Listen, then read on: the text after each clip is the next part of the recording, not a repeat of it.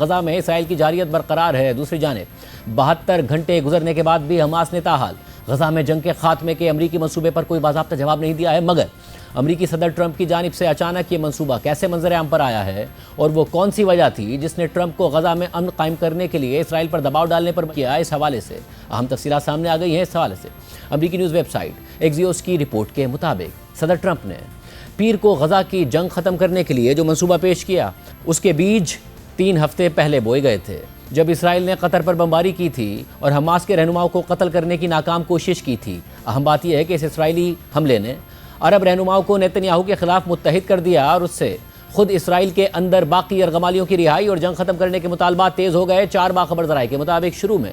اس حملے اور اس سے پیدا ہونے والے ممکنہ عدم استحکام پر غصے کے بعد صدر ٹرمپ کے خصوصی نمائندے اسٹیو وٹکاف اور صدر ٹرمپ کے داماد جیرڈ کشنر نے اس بحران کو جنگ ختم کرنے کا ایک موقع سمجھا۔ اس بات چیت سے واقف صدر ٹرمپ کے ایک مشیر کے مطابق انہوں نے نوٹ کیا کہ عرب ایک ہی آواز میں بول رہے تھے، چاہے وہ اسرائیل پر چیخنے کے لیے ہی کیوں نہ ہو۔ اس سے یہ واضح ہو گیا کہ یہ نعرہ جو پہلے منفی لگ رہا تھا، اسے کسی مثبت چیز میں بدلا جا سکتا ہے۔ خاص طور پر اسٹیو وٹکاف کے لیے یہ چیز واضح ہو گئی۔ 9 ستمبر کو دوحہ میں ہونے والے حملے سے ایک دن پہلے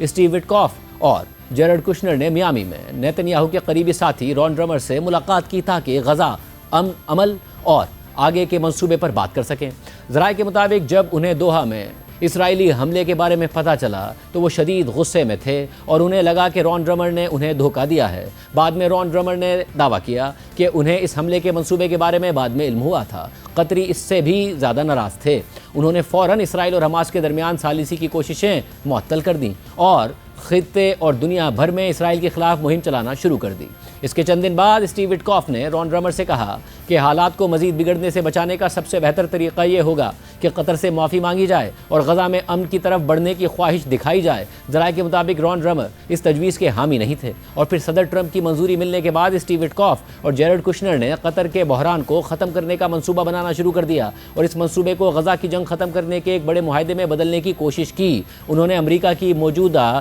جنگ بندی اور یرغمالیوں کے معاہدے کی تجویز کو جیرڈ کشنر کے جنگ کے بعد کے اس منصوبے کے ساتھ جوڑ دیا جس پر وہ سابق برطانوی وزیر اعظم ٹونی بلیئر کے ساتھ کام کر چکے تھے۔ اس کا نتیجہ ایک 21 نکاتی دستاویز کی صورت میں نکلا۔ ایک امریکی عہدیدار کے مطابق دوحہ پر ناکام حملے نے خطے کی صورتحال کو بدل دیا اور غزہ کی جنگ ختم کرنے پر حقیقی بات چیت کے دروازے کھول دیے۔ اقوام متحدہ کی جنرل اسمبلی کے اجلاس سے چند دن پہلے قطریوں نے نیو یارک میں ٹرمپ اور 8 عرب اور مسلم ممالک کے رہنماؤں کے درمیان ایک سربراہی اجلاس کی تجویز دی تاکہ قطر پر اسرائیلی حملے اور غزہ کی جنگ پر بات ہو سکے۔ 23 ستمبر کو اس اجلاس کے دوران عرب اور مسلم رہنماؤں نے باری باری اسرائیل پر تنقید کی۔ غزہ کی جنگ ختم کرنے کی اپنی خواہش پر زور دینے کے بعد صدر ٹرمپ نے اسٹیو وٹکاف کی طرف رخ کیا اور کہا کہ اسٹیو، انہیں بتاؤ کہ تم کس چیز پر کام کر رہے ہو۔ رپورٹ میں مزید لکھا ہے کہ اسٹیو وٹکاف نے عرب اور مسلم رہنماؤں کو 21 نکاتی منصوبے کے بارے میں بتایا جس پر کمرے میں مثبت رد عمل آیا۔ اس کے بعد ٹرمپ نے رہنماؤں سے کہا کہ آپ اگلے دن اسٹیو وٹکاف سے ملاقات کریں اور اپنی رائے دیں، اور پھر 24 ستمبر کی رات تک امریکہ اور 8 ممالک منصوبے کے متن پر ایک ابتدائی معاہدے پر پہنچ گئے جسے اسٹیو وٹکاف اور جیرڈ کشنر نے اسرائیلی حکام کو بھیج دیا۔ 25 ستمبر کی دوپہر کو نیتن یاہو نے نیو یارک کے ایک ہوٹل میں اسٹیو وٹکاف اور جیرڈ کشنر سے 2 گھنٹے طویل ملاقات کی اور پھر ان کی اسی شام دوبارہ ملاقات بھی ہوئی۔ ایک اسرائیلی اہلکار کے مطابق اس موقع پر امریکہ اور اسرائیل کے درمیان بڑے اختلافات موجود تھے۔ 25 ستمبر کی صبح نیتن یاہو نے اقوام متحدہ میں ایک سخت تقریر کی جس میں انہوں نے ٹرمپ کے منصوبے کا بالکل بھی ذکر نہیں کیا، لیکن اس ہفتے کے آخر تک ٹرمپ کی ٹیم اور اسرائیلی حکام کے درمیان ملاقاتیں جاری رہیں تاکہ 29 ستمبر کی صبح نیتن یاہو کے وائٹ ہاؤس پہنچنے سے پہلے ایک متفقہ متن پر اتفاق ہو سکے۔ 27 ستمبر کو ٹرمپ کی ٹیم میں یہ افواہ پھیل گئی کہ نیتن یاہو اس منصوبے کو مسترد کرنے کا ارادہ رکھتے ہیں یا وہ کم از کم اس میں بڑی تبدیلیوں کا مطالبہ کریں گے۔ اس بات چیت سے واقف ایک ذریعے کے مطابق اس پر ٹرمپ نے نیتن یاہو کو ایک سخت اور واضح فون کال کی۔ ذریعے کے مطابق ٹرمپ نے نیتن یاہو سے 2 ٹوک الفاظ میں کہا کہ یا تو اس منصوبے کو قبول کرو یا پھر چھوڑ دو، اور اگر چھوڑ دیا تو اس کا مطلب ہے کہ ہم تمہیں چھوڑ دیں گے۔ ذرائع کے مطابق ٹرمپ نے گزشتہ ہفتے کے آخر میں نیتن یاہو سے 5 بار فون پر بات کی۔ ٹرمپ نے نیتن یاہو سے کہا کہ وہ اس منصوبے کے لیے ایک واضح ہاں چاہتے ہیں۔ ایک ذریعے کے مطابق ٹرمپ نے نیتن یاہو کی کچھ ترامیم قبول کر لیں لیکن کئی دوسری ترامیم مسترد کر دیں۔ خاص طور پر وہ ترامیم جو نیتن یاہو کی انتہائی دائیں بازو کی اتحادی حکومت میں سیاسی طور پر حساس تھیں۔ ٹرمپ نے کہا کہ وہ نیتن یاہو سے سلامتی کے معاملات پر سمجھوتا کرنے کے لیے نہیں کہیں گے، لیکن یہ اصول داخلی سیاست کے مسائل پر لاگو نہیں ہوتا۔ ٹرمپ نے نیتن یاہو کو یقین دلایا کہ اگر آپ یہ منصوبہ قبول کرتے ہیں اور حماس اسے مسترد کر دیتی ہے تو میں ان کے خلاف لڑائی جاری رکھنے کے لیے آپ کی مکمل حمایت کروں گا۔ اور پھر 28 ستمبر یعنی اتوار کو اسٹیو وٹکوف اور جیرڈ کشنر نے نیو یارک میں نیتن یاہو اور رون ڈرمر کے ساتھ کئی گھنٹوں تک مذاکرات کیے۔ یہ بات چیت رات 11 بجے ختم ہوئی اور دونوں فریق بڑے مسائل کم کرنے میں کامیاب ہو گئے، بشمول معافی کے ان الفاظ پر بھی جو نیتن یاہو کو قطر سے مانگنی تھی۔ رپورٹ میں مزید لکھا ہے کہ ذرائع کے مطابق جب یہ ترمیم شدہ مسودہ عرب اور مسلم ممالک کو بھیجا گیا تو وہ اس بات پر سخت ناراض ہوئے کہ نیتن یاہو نے کتنی زیادہ ترامیم شامل کروا لی ہیں، خاص طور پر اسرائیل کے غزہ سے انخلا کی شرائط پر۔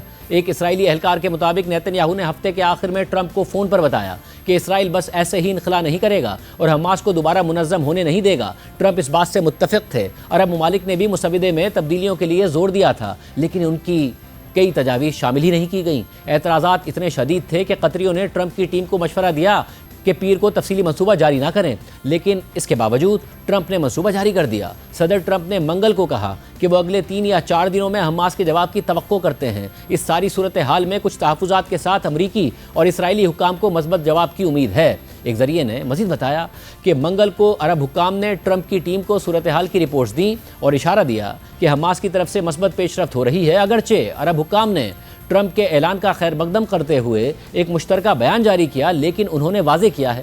کہ ان کے نزدیک یہ معاہدہ اب بھی مذاکرات کے مرحلے میں ہے اور تفصیلات طے نہیں ہوئیں۔ ایک امریکی اہلکار نے کہا کہ کچھ مخصوص اور چھوٹی ترامیم ممکن ہیں، لیکن ٹرمپ پورے منصوبے پر دوبارہ مذاکرات کرنے کا ارادہ نہیں رکھتے۔ ایسے میں صدر ٹرمپ خاص طور پر قطر، مصر اور ترکی کے حکام پر انحصار کر رہے ہیں تاکہ وہ حماس کو ہاں کہنے پر آمادہ کریں۔ ایک امریکی اہلکار نے مزید کہا کہ تجویز یہ ہے کہ اگر حماس پیچھے ہٹتی ہے تو وہ بغیر فنڈ کے اور تنہا ہو جائے گی، لیکن ان لوگوں کے بارے میں کچھ کہا نہیں جا سکتا، تو اب ساری امیدیں حماس کے اوپر ہیں۔ نیتن یاہو جو گزشتہ 2 سالوں سے غزہ میں جاری جنگ کو طول دیتے آ رہے ہیں، جس کی وجہ سے وہ بین الاقوامی سطح پر مسلسل تنہائی کا شکار ہو رہے تھے، ان کے اہم مغربی اتحادی ان کا ساتھ چھوڑ رہے تھے، مگر اس کے باوجود وہ نہ صرف جنگ کو مزید وسعت دے رہے تھے بلکہ اسرائیلی اقدامات کی مذمت کرنے پر اپنے ہی مغربی اتحادیوں کو دھمکیاں بھی دے رہے تھے۔ وہی نیتن یاہو اب بالآخر جنگ کے خاتمے کے منصوبے پر راضی تو ہو گئے ہیں، مگر صدر ٹرمپ سے منصوبے میں ترامیم کرانے میں بھی کامیاب ہو گئے ہیں، لیکن اس کا ان کی سیاست پر کیا اثر پڑے گا؟ اس حوالے سے رائٹرز کی رپورٹ کے مطابق اسرائیلی وزیر اعظم نیتن یاہو کی جانب سے صدر ٹرمپ کے غزہ منصوبے کی حمایت ایک جوا ہے جو ان کے بیرون ملک ناراض اتحادیوں کو واپس لا سکتا ہے اور اندرون ملک سیاسی بنیاد کو مضبوط کر سکتا ہے، لیکن اس سے یہ خطرہ بھی موجود ہے کہ نیتن یاہو کا اپنے اتحادیوں کے ساتھ ٹکراؤ ہو سکتا ہے جو فلسطینی ریاست کے کسی اشارے کے بھی مخالف ہیں۔ ٹرمپ کے ساتھ کھڑے ہو کر نیتن یاہو نے اس منصوبے کو ایک مشترکہ کوشش کے طور پر پیش کیا ہے جو ان کی حکومت کے مقاصد کو آگے بڑھاتا ہے، جبکہ جنگ پر ہونے والی بین الاقوامی تنقید کا رخ حماس کی طرف موڑ دیتا ہے، جسے اب یہ انتخاب کرنا ہوگا کہ منصوبہ قبول کرے یا مسلسل محاصرے کا سامنا کرے۔ یہ قدم نیتن یاہو کی اسرائیل کے اندر حمایت کو مضبوط کر سکتا ہے، کیونکہ اس سے ایک بڑھتی ہوئی غیر مقبول جنگ ختم ہو سکتی ہے اور حماس کے قبضے میں موجود یرغمالیوں کی رہائی ممکن ہو سکتی ہے، جو 1 سال بعد ہونے والے انتخابات میں نیتن یاہو کی جیت کے امکانات کو بہتر بنا دے گی۔ لیکن منصوبے میں فلسطینی ریاست کے ذکر سے نیتن یاہو کی حکومتی اتحادی جماعت کے اراکین ناراض ہو سکتے ہیں۔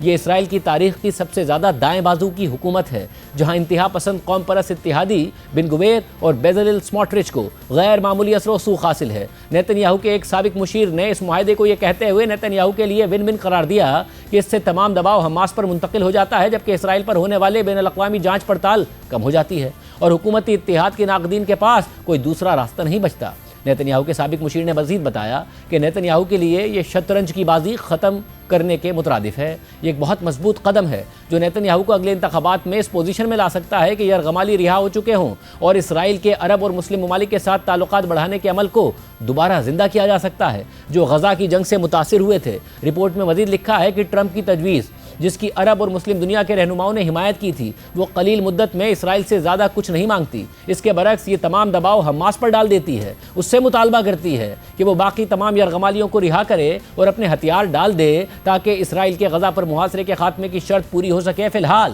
اسرائیلی فوج غزہ میں موجود رہے گی اور صرف اس وقت سرحدی پوزیشنوں پر واپس جائے گی جب ایک بین الاقوامی فورس کنٹرول سنبھال لے گی۔ انتہائی دائیں بازو سے تعلق رکھنے والے اسرائیلی وزیر خزانہ بیزلیل سموٹرچ، جو کھلے عام اسرائیل کی غزہ مہم کو جاری رکھنے کا مطالبہ کرتے رہے ہیں، انہوں نے ایکس پر ایک طویل پوسٹ میں ٹرمپ کے منصوبے کی مذمت کی اور کہا کہ یہ منصوبہ زمین پر حقیقی کامیابیوں کو سیاسی فریبوں کے بدلے میں واپس کر دے گا۔ بیزلیل سموٹرچ کی ریلیجیس زائنزم پارٹی اسرائیلی پارلیمنٹ کی 120 نشستوں میں سے 60 نشستیں رکھتی ہے، لیکن تازہ سروے یہ بتاتے ہیں کہ اگر آج الیکشن ہو جائیں تو اس جماعت کو ایک نشست جیتنے میں بھی مشکل ہوگی۔ غزہ میں جنگ اسرائیلی عوام کی بڑی تعداد میں حمایت کھو چکی ہے۔ یروشلم میں قائم اسرائیل ڈیموکریسی انسٹی ٹیوٹ کے منگل کو شائع شدہ ایک سروے میں بتایا گیا کہ 66% اسرائیلی سمجھتے ہیں کہ اب جنگ ختم کرنے کا وقت آ گیا ہے، جن میں 48.5% دائیں بازو کے افراد بھی شامل ہیں۔